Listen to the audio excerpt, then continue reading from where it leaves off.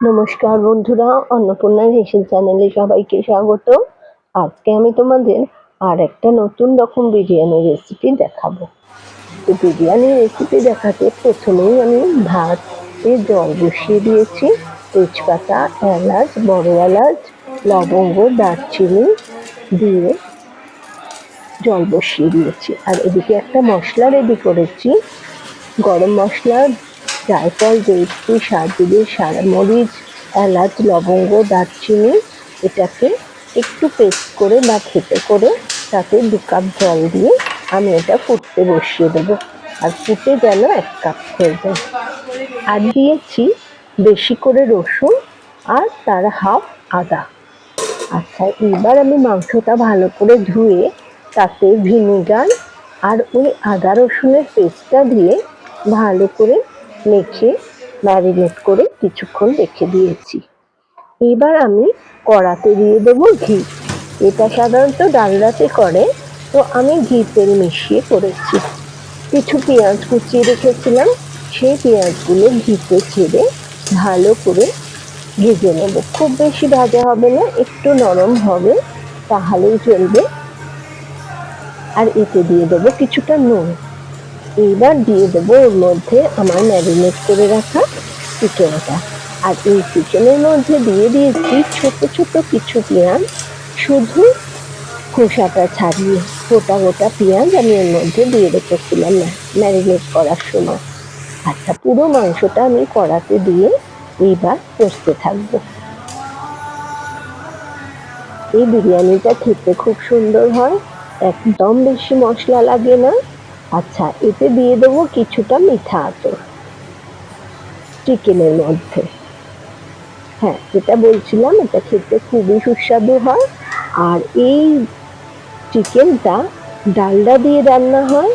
আর যে রাইসটা, সেটা সাধারণত গোবিন্দভোগ চাল লাগে, কিন্তু আমি এখানে ডালডা নিইনি, ঘি আর তেল মিশিয়ে নিয়েছি। আর যে রাইসটা, ওটা জাস্ট বাসমতি রাইস নিয়েছি, আমি গোবিন্দভোগ চাল নিইনি। আচ্ছা, এবার মাংসের মধ্যে একটু বেশি পরিমাণে নুন দিয়ে দেবো, কারণ কি বিরিয়ানির মাংসে একটু নুন বেশি লাগে, কারণ ভাতের সাথে মিক্স করতে হয়। যদিও আমি ভাতে জল বসিয়েছি নুন দিয়েই। আচ্ছা, আমি সবসময় বিরিয়ানির চাল একটা দুবারে করতে হলে একটা সাদা করি, একটা একটু হলুদ দিয়ে একটু কালার করে নিই। আমি কালারটা, ফুড কালারটা খুব একটা ইউজ করি না, খুব ভালো না হলে। তো ঠিক আছে, চলো আমার চিকেনটা হতে থাকুক। আচ্ছা, এদিকে আমার ভাত রেডি হয়ে গেছে। মোটামুটি 60-70% সেদ্ধ ভাতটা আমি নামিয়ে নিয়েছি। নিয়ে একটা গামলায় সেটা রেখেছি কিছুটা। আর যেগুলো লাগবে সেটা হচ্ছে ওই যে মশলা জলটা ফুটিয়ে 2 কাপ ফুটিয়ে 1 কাপে করেছিলাম সেইটা, গোলাপ জল, কেওড়ার জল আর মিঠা আতর আর ঘি, এগুলো লাগবে। আচ্ছা, প্রথমে আমি কিছুটা রাইস একটা পাত্রে ঢেলে নিয়েছি। এবার ওতে দিয়ে দেবো আমি আমার বিরিয়ানির যে চিকেনটা করে রেখেছি সেটা। আচ্ছা, এবার চালের মধ্যে আমি একটা একটা করে চিকেন একটু গ্রেভি সমেত আর পেঁয়াজ যেগুলো দেওয়া ছিল সেগুলো দিয়ে আমি একটা লেয়ার তৈরি করব।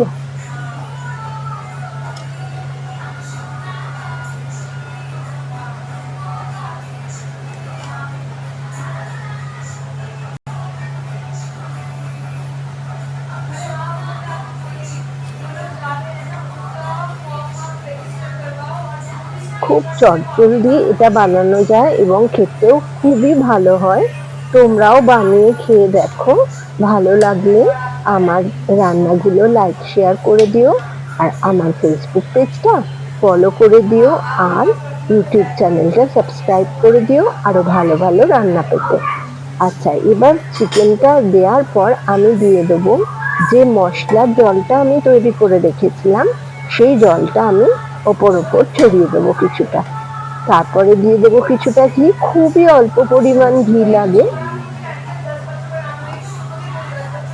একটু ঘি ছড়িয়ে দিলাম।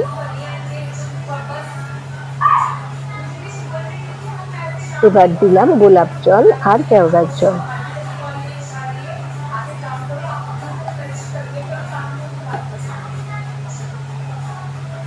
আর যদি কালার থাকে ফুড কালার, তাহলে এই গোলাপ জল কেওড়ার জলের মধ্যে ফুড কালারটা মিশিয়ে রাখতে হয়, ওইটাই দিয়ে দিতে হয়। তো আমি সেটা করিনি।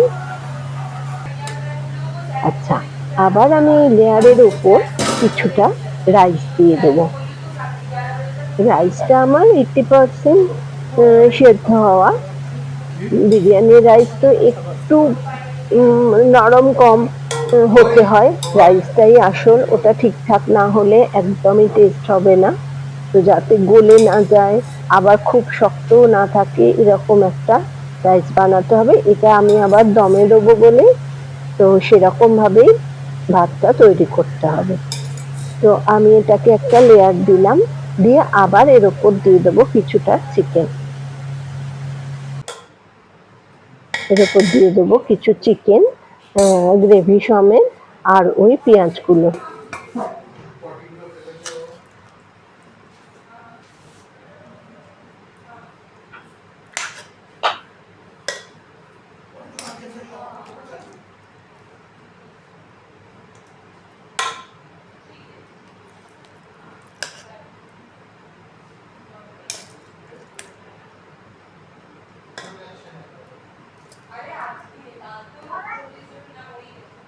এবার আবার দিয়ে দেবো ওই মশলার জলটা, আবার দিয়ে দেবো কিছুটা ঘি, অল্প পরিমাণ ঘি, ঘি খুব বেশি লাগে না এটা।